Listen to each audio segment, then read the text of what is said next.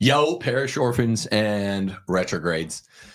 Today is the big day in the sense that it is the last day that the world will exist before the What a Woman Is documentary is released on CandaceOwens.com. And I'm going to be introducing some of the stars of the show. And many of them you already know. Many of them you arguably know quite a bit better than me. One of them is Father Chad, the Chad Ripperger. He's here. Greetings, Father. And also Will Knowland. What's up, Will? What's up, both of you? Good to be here. Yeah, likewise. Good to be here. So I've been, well, I mean, first off, I just wanted to congratulate both of you, congratulate all of us, pat ourselves on the back, because this has been a slog over the last nearly 2 years to get this film made and released. And in some sense, Father Chad, you're kind of the main character, but I've been embroiled for really 6 years in the defense of the thesis of the book, which is just complete patriarchy. It boils down to husbands are the heads of households, and whether wholly or partially, people just want to fight against that point. And Father, some of your dense quotes from the film just knock it out of the park, and we'll put it beyond for Catholics anyway, who take you or us seriously enough to take a Roman Catholic exorcist seriously. This will just end the debate in a way, won't it? I've actually preached on this topic, so the answer is no. Part of it has to do with, something which I kind of mentioned, the spoil any of it, but a lot of it has to do with the fact that the curse of Eve is still very strong. So even among women who are serious or who would even listen to me, that curse is something which, unless a woman has done a tremendous amount of work, or if she's just virtuous, she's just going to fight that thing. So there's always going to be a certain amount of blowback. I knew going into this project. In fact, when you approached me, I'm like, this is an important project because of the fact that it's, I think, at the root of so many societal ills. I think it's also at the root of many problems, even in the church. I think it's something that needed to be addressed. So I was happy to be part of it. Although we'll see if I get canceled or not, but we'll go from there. Will, on the heels of what Father just said, I mean, the main claim we're making is that the film What is a Woman really didn't answer the question. It answered what a woman's not. It answered a woman's not a man, or maybe generically she's an adult human female. But what Father just said, what I heard in it, that's the thesis of the film and really my book, is that answering what a woman is the single most culturally and politically explosive issue of the last 150 years. What do you say? Right. I think you're spot on there, because when we ask what the essence of woman really is, it's the potential for motherhood. But the essence of being a man is the potential for being a father. But when you bring it back to motherhood for women, and the fact that that's a role within the family that they're called to, and the virtues that are proper to that role, suddenly it becomes politically and culturally explosive, because then you're in conflict with feminist ideology, which disagrees with basically all of that. Precisely. And Will, follow-up question for you. We do cover in the film that you were fired from one of the most prestigious institutions in all of England, Eton College, for saying these simple truths. Like, aren't you kind of the walking proof? I got fired from my job the same year you did, 2020, but I got fired for being a homophobe and a racist as well as a patriarchist. So they had more reasons for me, I guess. But yours was explicitly a patriarchy talk. Well, I got called all those things in the press too, plus some more, because you know how it works. Rather than just pick one thing, they just throw everything at you and then try to make you look as bad as possible with all the mean names. But yeah, the lecture that I was asked to give to spark debate on the topic of gender and sexuality, I chose to speak on the patriarchy paradox, which is this phenomenon in sociology, which says that the more egalitarian a society becomes on paper, the more you actually see gender roles diverging, and women choose the kinds of things that feminist ideology says that they shouldn't. So they couldn't make sense of that paradox. But obviously the answer is it's not really a paradox if we understand that patriarchy is at least partly rooted in women's biology, or in what we as Catholics would just call natural law. Patriarchy is God's signature in nature, as Aquinas described natural law. And people hate this. Father, I want to go back to you. Well, for one thing, the format of the show is Father's going to be with me as long as he has, and then we're going to just filter in, I think, Megha, Lily White, who's also, we'll filter in for Will in 5 or 6 minutes, but because I know a lot of people only have 10 or 15 minutes. I'm doing interviews all day long today. So Father Chad and I are appearing on Steve Cunningham's channel right after this show. So we'll be jumping over there, and then I'm going on Sarah Stock's channel. I'm going on Avoiding Babylon tonight. I'm selling this thing all over because it drops at 10 CST tomorrow on CandaceOwens.com. Father, I mean, can you articulate a little bit more what the preternatural combat is involving husband and wife? I mean, not this past summer, but the first summer after we just wrapped production on it. It's been a long time coming. You and I were talking on the phone, and we were both agreeing that the spiritual combat had just jumped into action in our lives. And you said, I think it's the making of this film. Could you explain why that's true, or at least could be true? Yeah, I mean, I think a lot of it actually has to do with basically all demons hate God the Father. And so anything that's going to be in his image, which human males actually are, they have a particular hatred for it. And so, and you have to always remember too, is that, and then I'll kind of circle around to fully answering your question. If you look at actually in Genesis, if you actually look at it, this is one of the things I find so interesting. There was I'm sure you saw it. There was a woman politician running recently who said, I don't want any children. I want power, right? Okay. Well, that's exactly what Satan tempted Eve with. You on your own power, you can eat this fruit, and then you can attain this knowledge of good and evil that God's trying to keep it, which is a form of empowerment, right? So it's the same temptation to Eve. And then as a result of that, then because Eve ate the fruit, now she's stuck with certain difficulties and disorders. And so are the women, etc. But which is a punishment for the crime, because certain actions have certain natural effects, etc.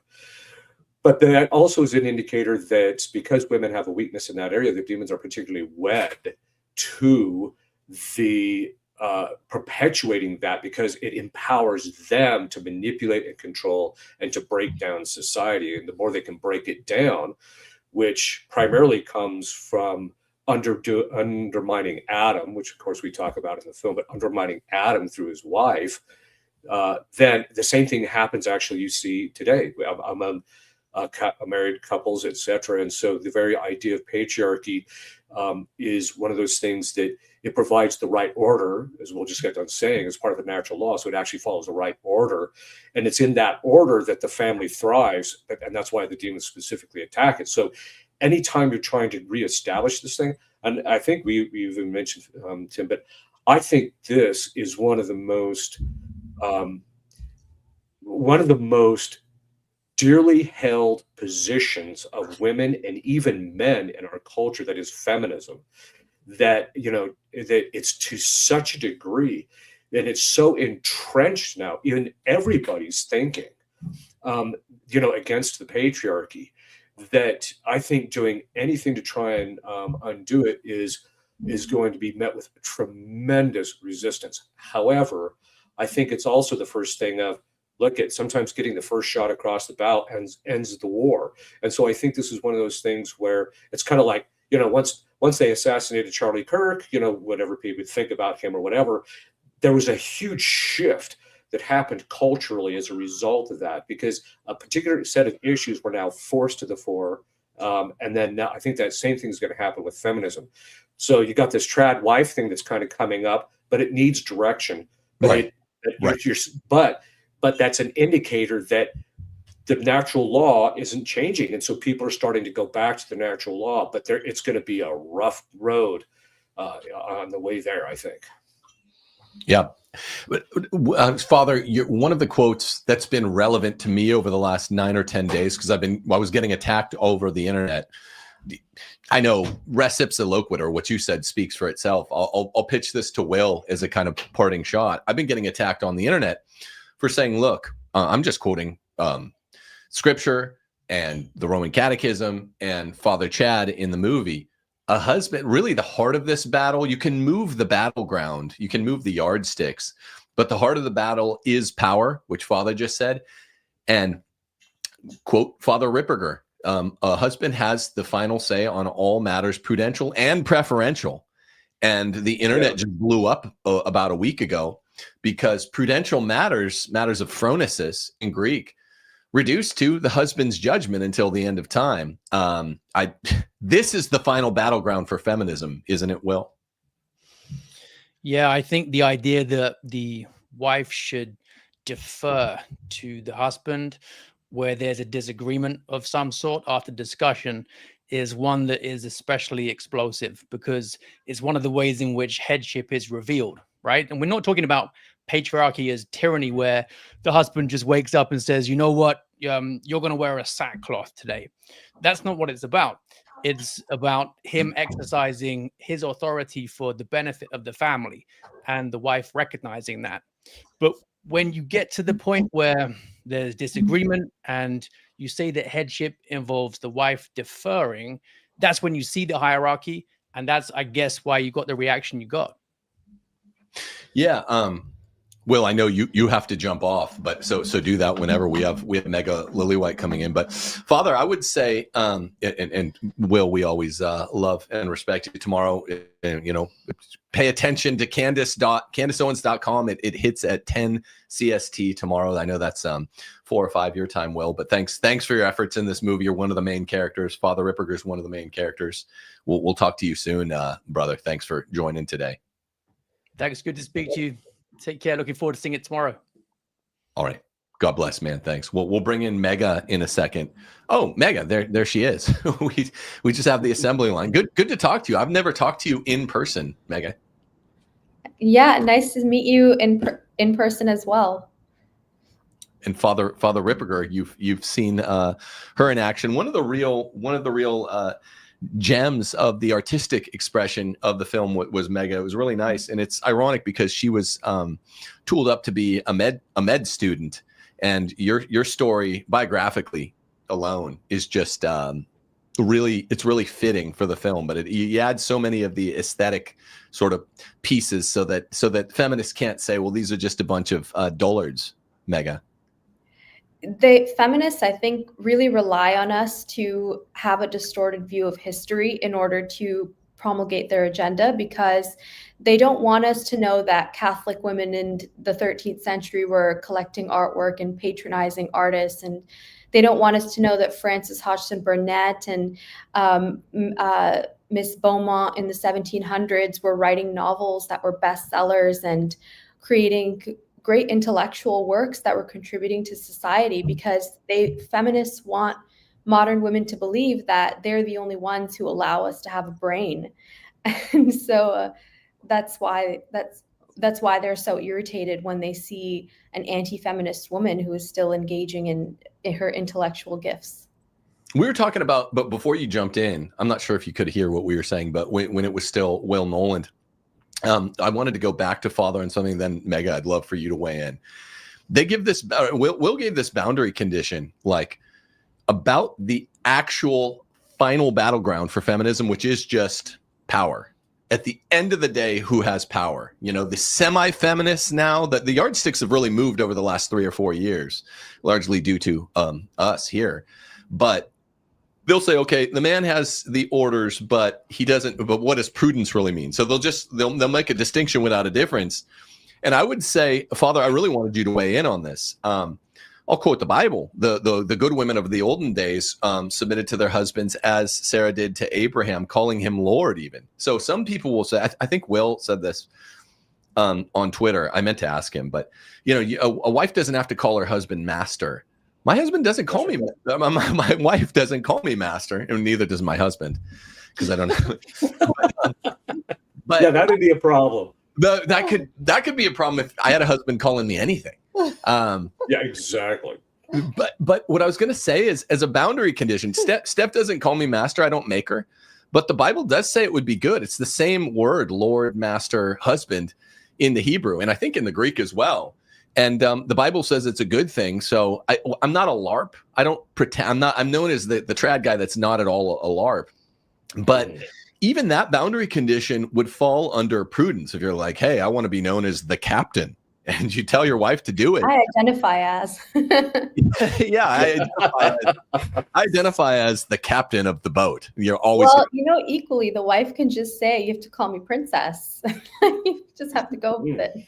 Yeah, that's true. A lot of husbands call their wives princess. That doesn't bother anybody. Queen bee. But I mean, what about something like I don't know. The prudence issue is really the final battleground. That's what I wanted to get Father and then Megha to weigh in on. I mean, really, everything is a prudential judgment. It doesn't mean relativism. It just means matters of prudence can't be judged till the end of time. What's the ideal amount to pay for a car? $27,000 or $27,500.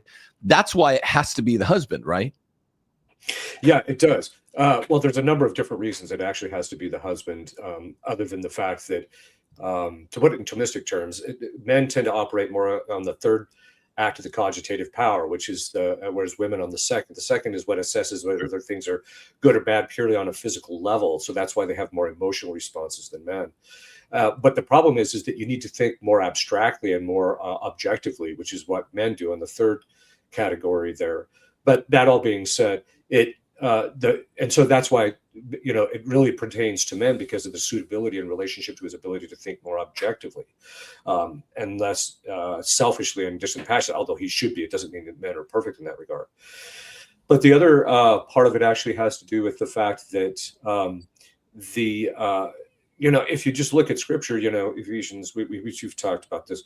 This is divine revelation here. We're not, this is God talking. We're not actually speaking through St. Paul and through other authors. This is not, just some opinion. And it's actually part of the natural law, which you can actually determine in relationship to it. But I think at the core, one of the core problems is that when Eve ate the fruit, one of the fathers actually talks about the fact that fear sets in because what if he doesn't eat the fruit?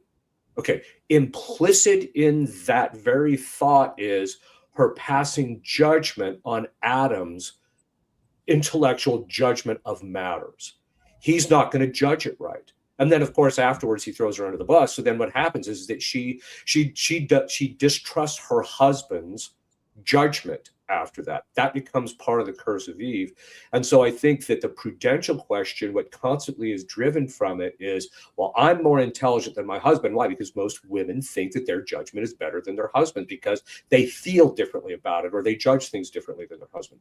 And so I think that what you see is, and I'll try and be short here, but what you see is that there's that tendency to distrust her husband's judgment, thinking that she's better, and therefore he ought to defer to her because she's better at judging these matters prudentially. That's actually not the case. And so, and this is something which I think that's at the root of so much of this is that, well, my husband's an idiot. Okay, so that doesn't take away the fact that he's not the one that's in authority.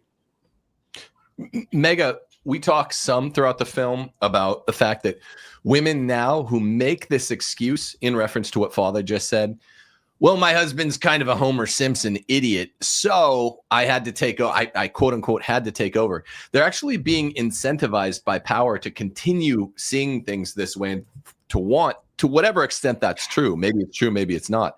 The status quo to continue, right? I often think of the couple from this TV show called Modern Family, which I don't recommend anyone watches, but I'm sure many people know of the couple, Phil and Claire. And Phil is portrayed as this bumbling idiot, and Claire is a really tightly wound up woman who is like just a ball of nerves. And I recently watched an episode on the plane, I must confess. And I noticed that if she just let Phil do what he thought was right in doing some things in the household, she could relax actually and she would be much happier. And she would realize that Phil is actually not the idiot that she thinks he is. And I think that's probably true of a lot of women who think their husbands are Homer Simpson. And also, like another thing that I think about is like the airport example I give to a lot of women who have talked to me about this, which is that when you're in an airport with babies, the mom is usually taking care of the babies, and her attention is on like who's thirsty, who needs a diaper change, who needs to be like, you know, who's running away into the crowd. And this takes up so much of your attention that you don't have enough brain space left over to figure out, okay, what time is it? Where's our gate? Where do we have to walk to? Do we have all our luggage tags in the right places? And that's usually what your husband takes care of. And so it's just a matter of like practicality, thinking that if you're in the headspace of looking after your home and children appropriately, you actually don't have the mental space to think about the rest of the world as you need to, in order to make good decisions. And so you need to be able to trust the person that you married, your husband, to make those decisions and rely on his judgment. So in what you call prudential matters, I'm not, that knowledgeable about the technical term prudential matter, but what I'm guessing it means is like decisions about the rest of the world, like buying a car. To love someone is to trust them. And so if you love your husband, you should trust his judgment on these other things, because he has way more mental space to judge these things appropriately.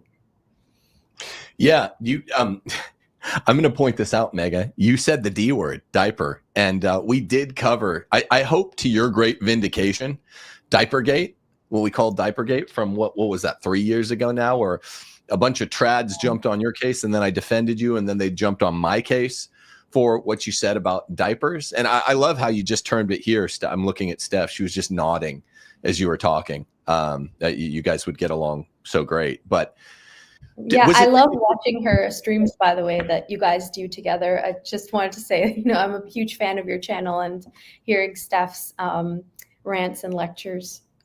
Thanks. She's smiling. It says hi.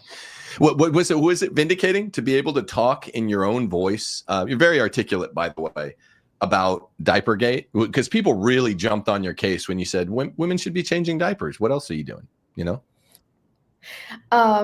Yeah, it was vindicating to be able to explain myself a little bit and to reveal that I'm not crazy. But I found that in my real life, everyone was agreeing with me and saying like, no, you're not crazy. You're the normal one.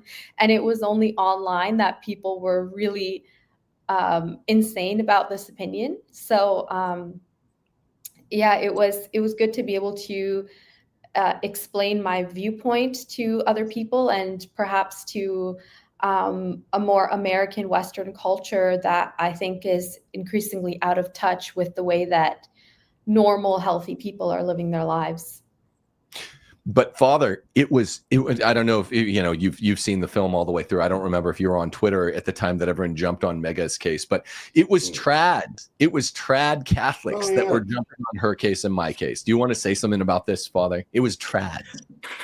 Yeah. Well, actually, I don't know if we've ever talked about this, Tim. I think we maybe have, at least in text exchanges. Is the fact that among the trads, a lot of times they're total matriarchies. Right. So they are. And so the following of the natural law, and also just following the roles that men are just and women are just designed for, because they're matriarchies, they don't accept it and they fight against it. In fact, I find most trad women are just crypto feminists ultimately. Me too. And I remember. No, we have talked about it. You said like 80%, and I was like, Father, it's like 95. Oh yeah. Like 90. Well, I was being generous. I will add a dimension to this, though. A lot of these vocal feminists, right? And this is a kind of a white pill, I would say, that'll make you feel better about the state of the world, is that they will vote, because I have some people like this in my personal life that I know. When they're talking, And when they're writing, they'll say, yeah, men should change the diaper 50% of the time. They should wash the dishes 50% of the time. They should be doing 50% of the chores, and women don't belong in the kitchen. But when you actually observe them in their lives, in their relationships, they're acting completely the same way that I do.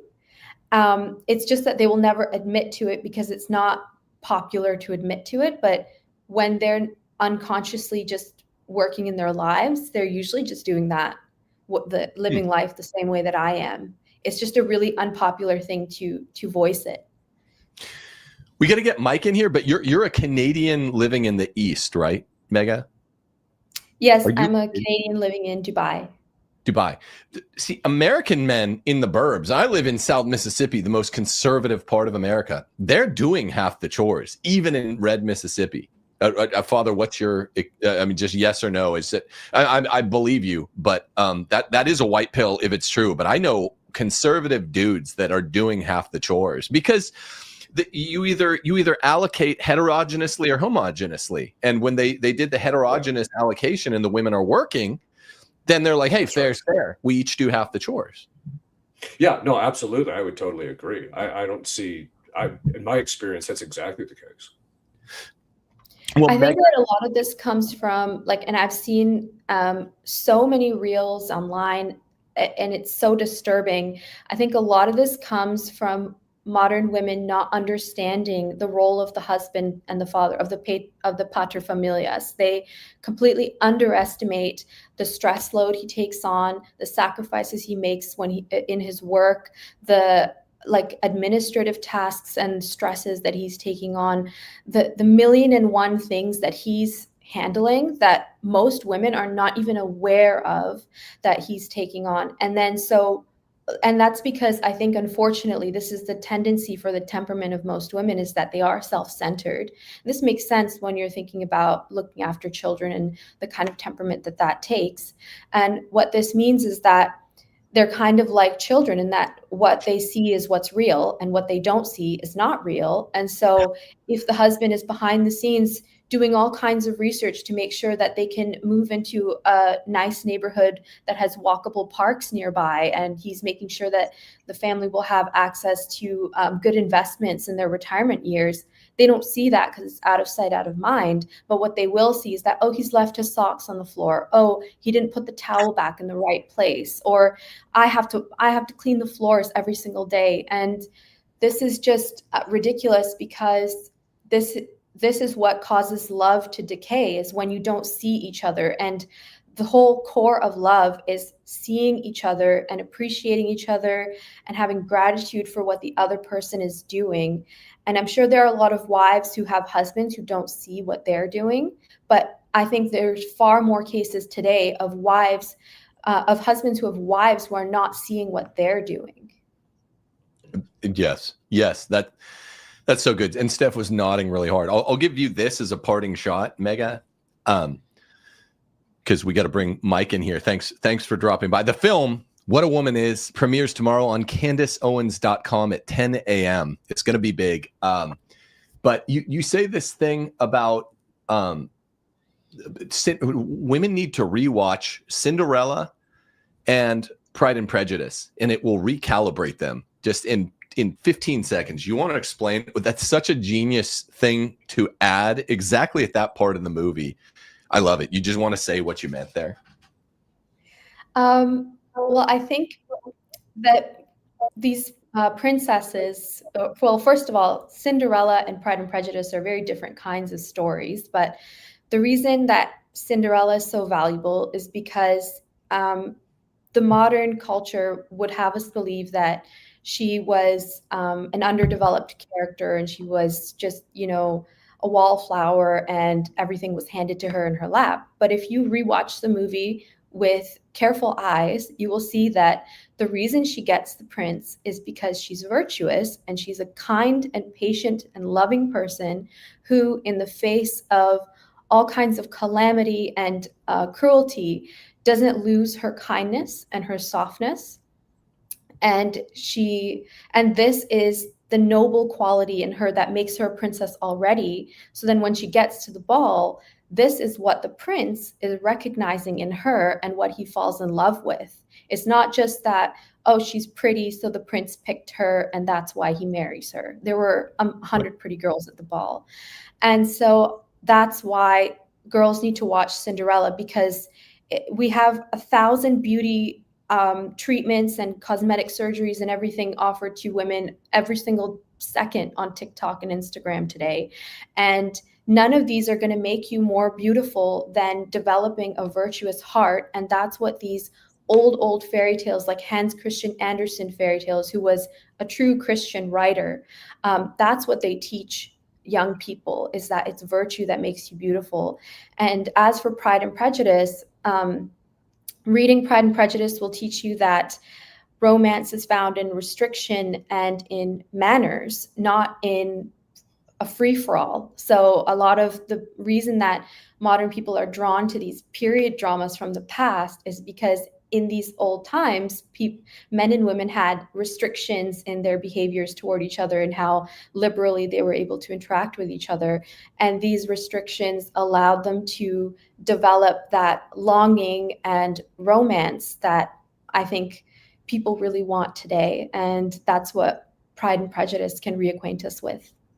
Beautiful, beautiful. Megha, one of the stars of the show, thanks for dropping by. You added so much to the film. Steph loves you back, and this is really exciting for tomorrow. What a Woman Is drops tomorrow at 10 CST on CandaceOwens.com. Thanks, Megha. We'll be in touch. Thank you for having me. Father, peace. Be well. Father, as we bring in Mike Pantile, my brother from Christian Masculinism. Oh, he is here right now. I thought I talk like there's transactional time, but I'd like to introduce you to Mike Pantile, Father. He was excited to jump on with you here today. Yeah, Mike, I'm glad you're actually here. It was great to see you in the film, actually. Are you picking up Father Tim? I can't hear him. Oh, you can't. Yeah. Father's here. You can't hear him. I can hear you. I can't hear him. Oh, maybe he is just a hologram, Father. There you go. I'm AI generated. Oh no, still can't hear him. Weird. I don't know if it's on my end. I can hear you perfectly well, Tim. Of course, this is how it goes. Of course, this is how it goes. So maybe one of you is fake. Who's the spook? Man. Yeah. Someone's the Fed. No. You want to drop out and drop back in, Mike? Yeah. Okay. Okay. Yeah. Give me a second. Father, one thing I wanted to bring up with you is I think what might be you have lots of moments that could be spicy, could be deemed spicy in this thing, but the spiciest perhaps is when you say it's ridiculous about mutual submission and the placement in the film with certain other personages who said it's not ridiculous. I'll leave that with surprise. What, you want to say anything on that? Well, the reason I said it's ridiculous is because it's actually contrary to a first principle. It's contrary to reason. And the first principle basically states that when you have two beings in the same category of being, one is de facto higher than the other. This is actually a first principle. It's ingrained in us by the natural law, and we know this, and people actually know it. But part of it also, I just said it's ridiculous because of the fact that in the end, when there's a disagreement, someone has to make the decision, and in most cases, guys just defer to their wife and just let her do it. I don't know which of, thanks, Father. I don't know which of you two, or maybe neither, know this, but the one shot, the one little vignette that we wanted to film that didn't get in the film on this mutual submission contradiction in terms, the circular square, was we wanted to ask a 5 or 6 year old to do the following thing. Then we wanted to ask someone who's like a brain surgeon or a nuclear physicist.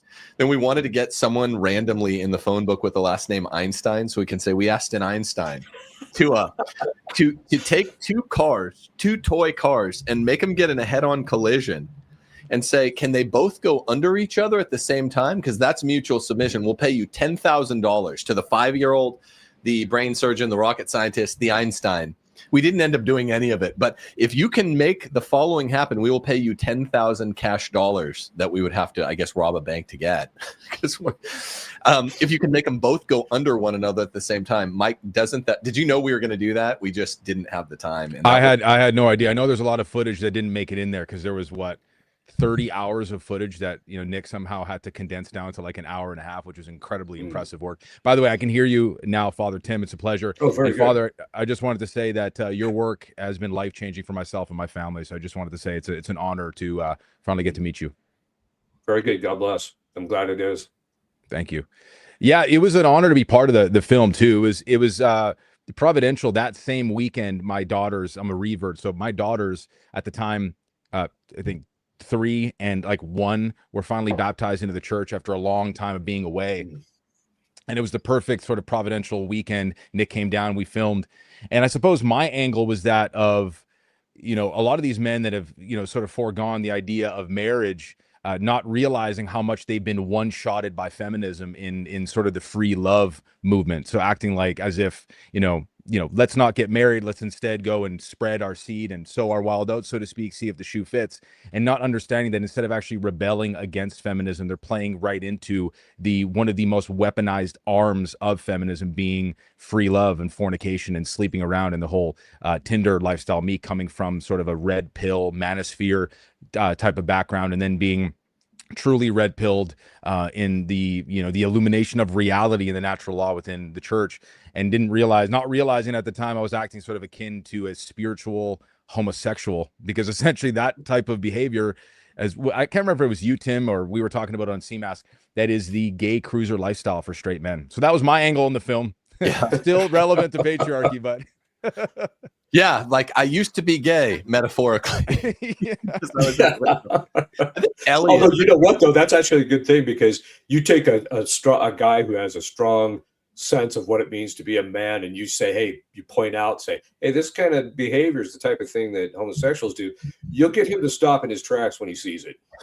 yeah. That's so true. Actually, one of the things that brought me to the faith was Will. He was here at the beginning here.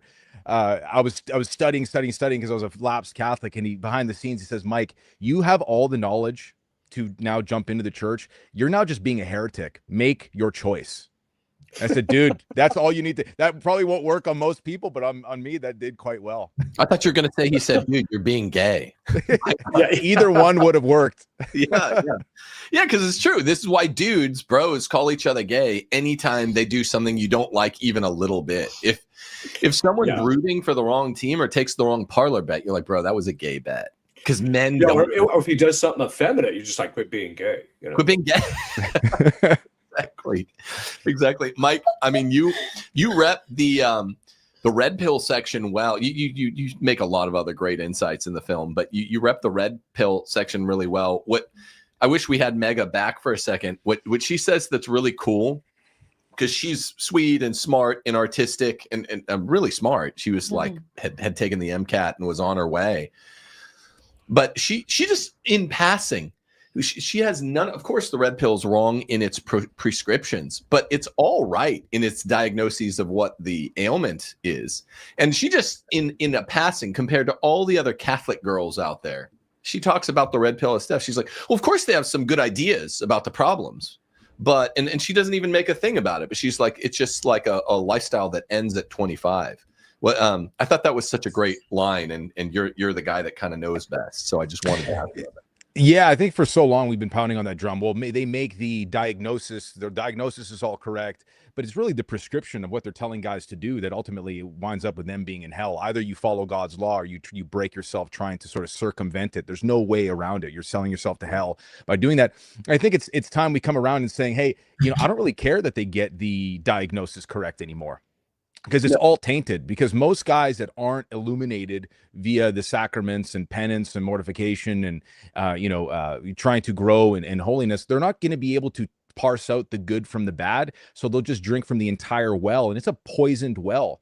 So I think, and this is something that we've done with CMASC and you, Tim, on your channel, and certainly Father Ripperger in an inadvertent way, talking about, you know, the traditions of the church and virtue, is that we have to do away with saying, hey, this is kind of good, take the good from the bad. It's like, no, it's kind of all bad, because most guys do not have the prudence or the virtue necessary to take the good from the bad. You know, I tried to be one of those guys, and eventually it was my lower faculties, my carnal pleasures and my inclination toward the temporal goods that eventually got me. So it's like, if you're either 1 foot in, 1 foot out, and really you're all the way out, you're all the way in, and you're living a life of virtue according to the precepts of the church, or you're sending yourself to hell. So enough with this diagnosis correct stuff. It's either truth or falsehood, and I think we did a good job of that with the film as well. It's the Leo 13, not 14 thing of a single drop of poison in the cup will kill you. And Red Pill has, they have the prescription for what the problem is. I guess that's called the diagnosis, right? But prognosis is all poison. It's not just a drop. Father, just yesterday, there was a big Piers Morgan interview with Nicholas J. Fuentes. And he was saying, that Piers was saying, hey, you can dissent from the Catholic Church wherever you want. Of course, cafeteria Catholicism, he just doesn't know. I guess Piers is Catholic. I didn't know before this interview. But he didn't know that Pius 10, 11, and 12 all denied women having equal rights. All three of the greatest popes of the 20th century, Pius 10, 11, 12, if we're not counting Leo, who was a cusper. And Leo the 13th denied it too. So I was kind of on Twitter saying, no, Piers, you got this wrong. The Catholic Church actually does deny in its 20th century teachings the equality of men and women. Yeah, in fact, I was just recently, was it Leo or was it Pius the 11th? Maybe I was reading, who explicitly denies that in a chapter, saying that, talking about, or in one of the paragraphs, saying that, hey, they're saying that there has to be equality in relationship to this, and he just says, no, it's actually not the case. I think this is, again, another one of those areas where, because it hasn't been taught literally for decades, and because people don't know the tradition of the church, a lot of times they don't even really know what the church even teaches. Yep, exactly. Mike, did you want to weigh in here? In paragraph 74 of Casti Canubi, he literally says the same false teachers do not scruple to even say something as crazy as men and women have equal rights. That's a paraphrase. Yeah, that's right. That's what I was actually thinking of. Yeah. 74. Well, it's dysphoric, right? I mean, essentially, you're treating women like they're dysfunctional men and men like they're dysfunctional women, and we're wondering why marriages are upside down and roles are completely inverted. And yes, exactly. Mike, what's the big takeaway? Like, why should people go see this film? I mean, I think it's the best documentary I've ever seen. I'm just going to say that. I think it's the most entertaining 96 minutes of documentary I've ever seen. Steph, that's only because of the fact that every person thinks their kid is beautiful, regardless of how ugly it is. That's true. That's true, and it's our baby. But I mean, why should people go see this on CandaceOwens.com at 10 a.m. CST tomorrow? Michael.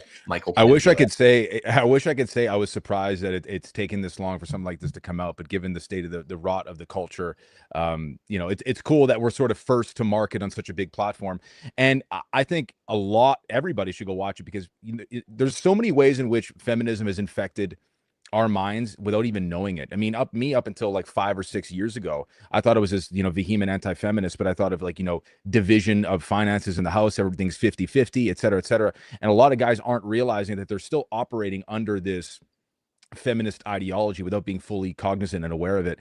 And not to mention how it highlights the dignity of the woman and the office of mother, office of father, as these distinct offices that come together, not some sort of like modern complementarity type of way, but in a way that's truly homogenous, that is the representation of Christ and his church here on earth. A lot of people don't really realize that, nor do they understand the weight of the office of father. It's an office that makes me tremble, the weight of guiding my children to heaven, and the same thing with my wife and making this house that's essentially just paint and drywall into a home.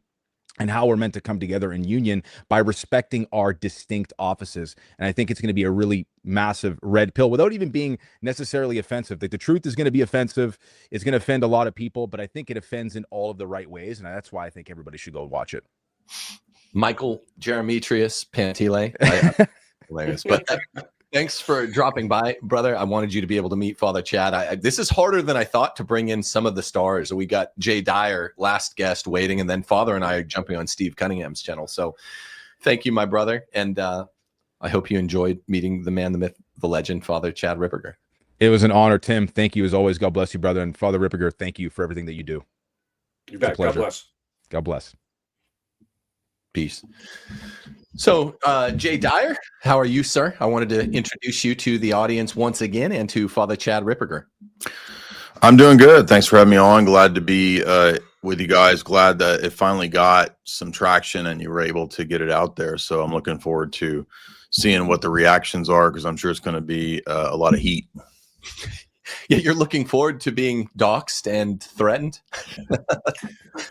Well, we've had versions of that kind of stuff happening already. So I think, you know, once that stuff kind of happens a few times, you're kind of ready for it. But I mean, do you think this is actually that level? I mean, I guess with like the Antifa trans type crowd, that's on the table, isn't it? It is. I mean, it depends. You never know what's going to happen, but Candace is under a lot of limelight right now. We only I've told people this. We only inked this contract like after close of business on Friday.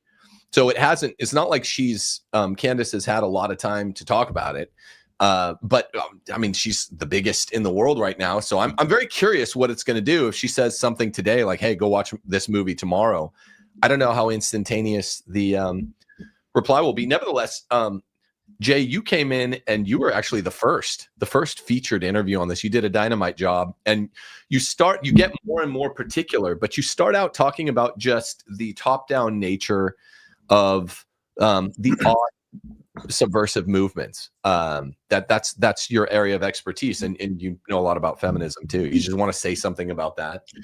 Yeah, I think that's an angle that most people don't think about or have any consideration of, which is that a lot of these ideologies are not necessarily organic. They can have an organic component to them where the grassroots level gets indoctrinated or believes these things, but there is a very crucial component of top-down push for these ideas. And I actually came across that kind of inadvertently. I remember years ago I was reading a big fat biography of the Rockefeller family, and it's an authorized biography, so not a tinfoil hat conspiracy text.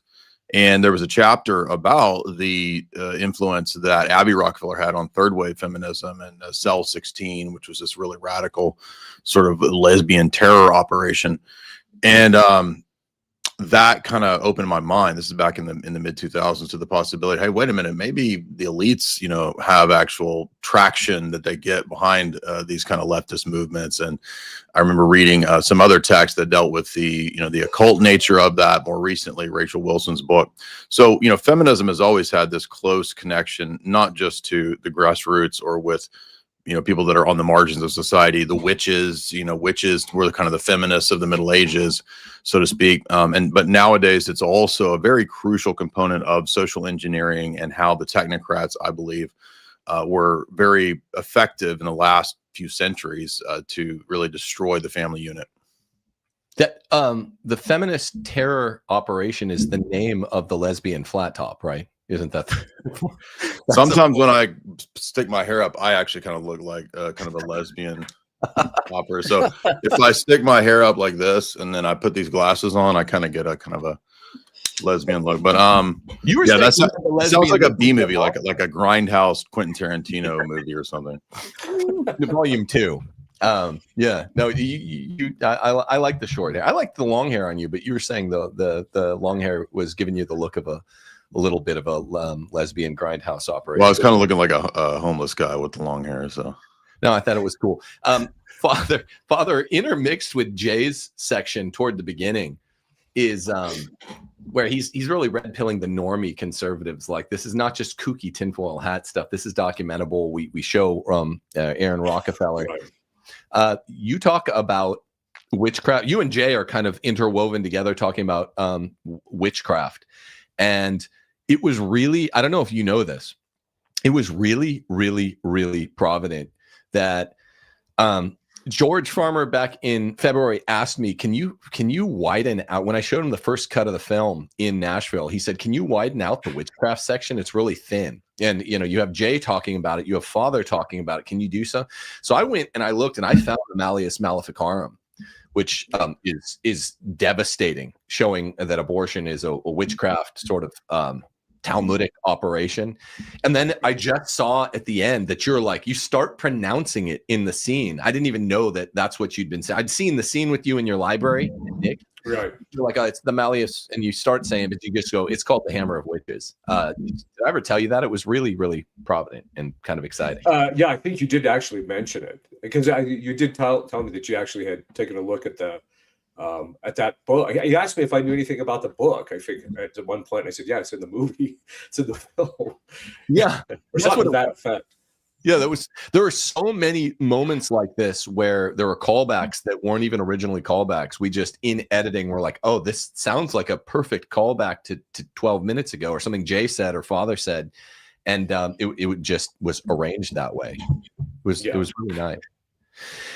We're a little bit wondering what the reception will be releasing it, you know, with Candace in such limelight now. Do either Father and Jay, do either of you have a prediction? I really don't know how this is going to go. The movie hits tomorrow, 10 CST. You know, What a Woman Is on CandaceOwens.com. Do either of you care to make a prediction? I'm kind of bewildered.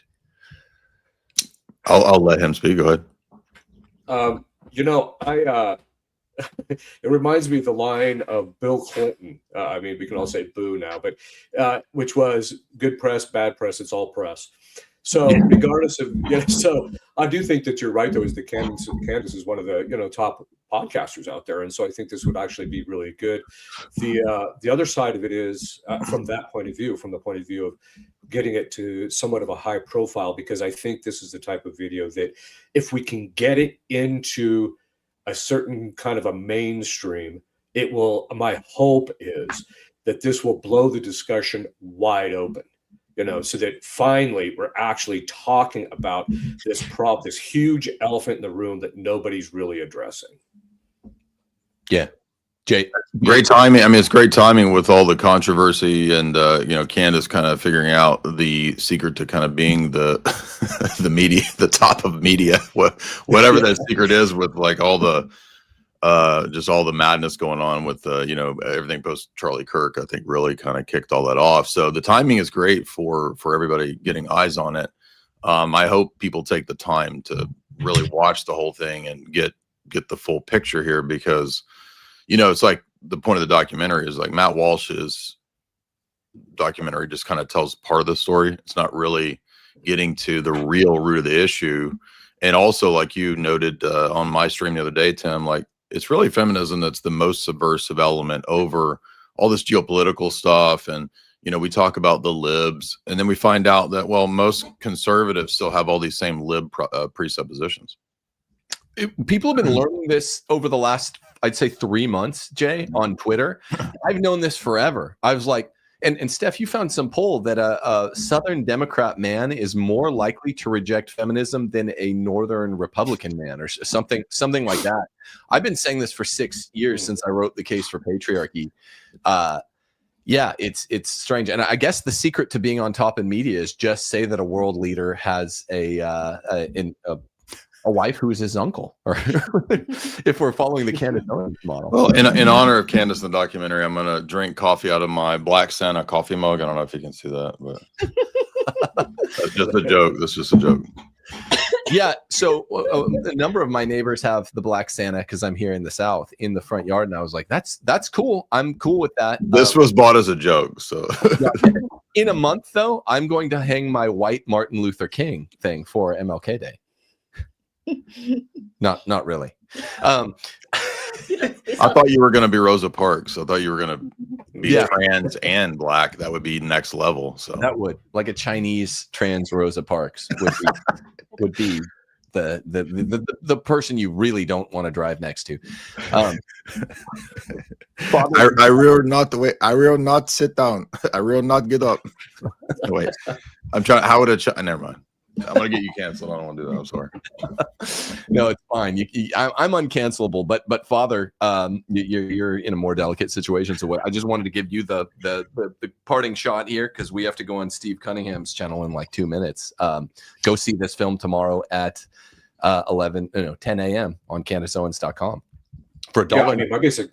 Yeah, my hope is that, like I said, it'll blow things wide open, and even if people don't agree, because this is, again, you know, Tim, and you and I agree on almost everything in this regard, but that's only because you and I both have advanced degrees in philosophy. We've thought this stuff through. We've been working with it for decades, and so we have a pretty refined understanding of it. My hope is that this will start people to actually start thinking about the reality of this, both in the natural law and also in God's law, but that people will actually, you know, start the discussion to start promoting patriarchy and do away with feminism. That's my real hope, because my hope is eventually the church condemns feminism in its current form. Mine too.